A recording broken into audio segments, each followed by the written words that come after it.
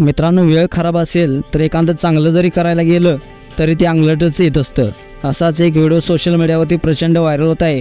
या लहान मुलीला मदत करण्यासाठी गेलेल्या व्यक्तीसोबत एका नव्हे तब्बल 3 व्यक्तीच्या जीवावर त्या लहान मुलीची मदत करणं जीवावर बेतलंय। मित्रांनो, वेळ किती खराब असू शकते आपण या व्हिडिओमध्ये पाहू शकतोय। ही लहान मुलगी घराबाहेर लावलेल्या दुचाकीवर खेळत होती। खेळता खेळता ही दुचाकीच्या हँडलवर लोंबकळत होती। त्याचवेळी दुचाकी तिच्या अंगावर पडते।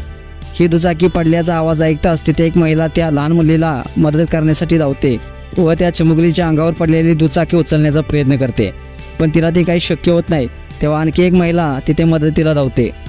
त्याचवेळी बाजूने एक रिक्षा जात असते।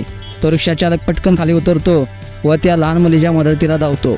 हा रिक्षा चालक त्या लहान मुलीवर पडलेली दुचाकी उचलतच होता, त्याचीच रिक्षाही मागे मागे आपसूक धावते।